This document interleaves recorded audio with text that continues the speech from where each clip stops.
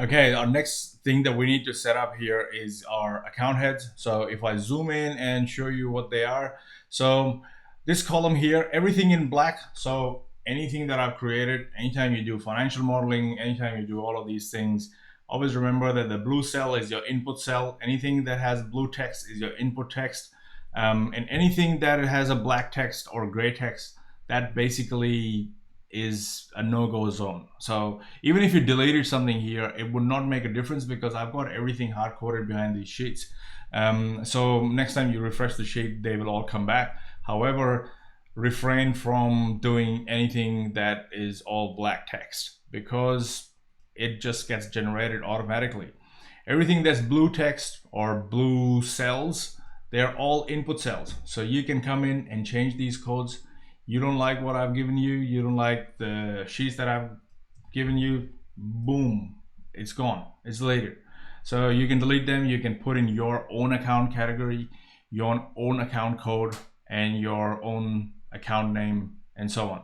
So all you have to do is make sure that in your add-ons, and if you delete something like that, because all these sheets are part of the add-on sheet, so make sure that you've got your sidebar open, because sidebar is something that triggers all the scripts, it triggers all the details, everything that you've got in there. It is all triggered via that. So let me just go Command Z and bring everything back, because all of this is interconnected. So in here I've got my sales revenue, other details. So let's just go in here and let me just copy. Let's say this is another balance sheet item, and I want to call it T for test, and I will call that test account. So all I have to do is wait, and this thing pops up automatically right here. If I was to go and delete this thing, it will automatically disappear in a few seconds. It's gone. So yeah, other thing is that if you were to copy or repeat the account codes or your account name, they're all set up to be unique. So the moment you have the same thing repeat over here, it is not going to let you do that. Well, it'll let you do that, but it'll give you a warning and all the cells are going to turn red, telling you that, look, there is a repeat somewhere. So let's say I change that and call it, you or whatever. So then that becomes unique. However, owner funds is still not unique. So if I was to change that to 1, so now there's a little dash that makes it unique, or 1 or whatever number that I want to do that. So that's why your warning has disappeared. But let me just go back and put that S back in, and it'll again say, look, one of these things. So both these columns here, so you've got your account codes and you've got your account name, they have to be unique. So that you don't end up using the same cost code or the same account code again. The problem is that, especially later on, if you want to use this and maybe track your projects and go with them, it'll be very difficult for you to track them, especially because you've got 2 different cost codes and all of that. So it's like a unique database entry. So think of this as your database. So what people haven't done yet, but you can use Google Sheets as a central database, and that's exactly what Lead Project does. Allows you to use Google Sheets as your database.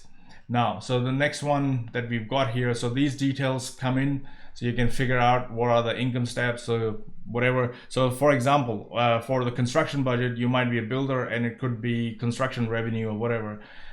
You can change their names, select, add them to your income statement.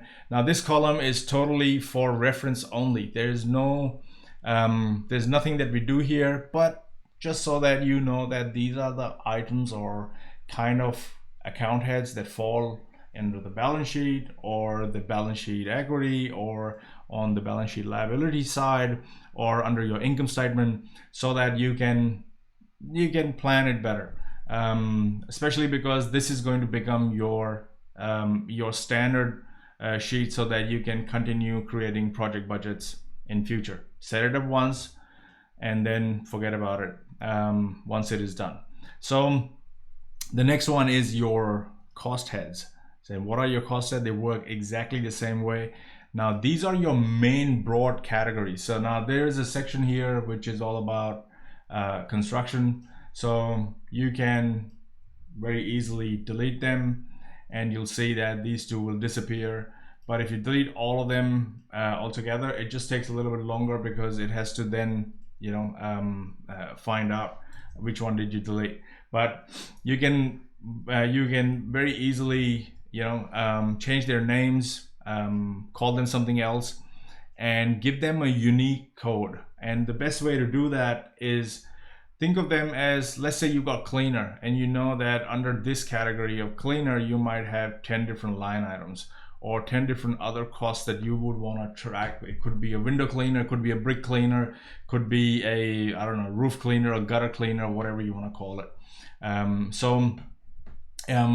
So whatever the next category is, leave some gap in there. Like, you know, you start with it, you jump with 1,000, it could be 1,075, 1150. So that's what I've done, and I've created them over the years for doing my projects. Now this is only for my construction side. There's another one. There's another application that I sell for real estate developers who use who can do all of that on the development side as well. So and it's the same function. So whatever you'll add over here will get added here. So remember, black cells, no-go zone, that means they have been generating, they get generated automatically.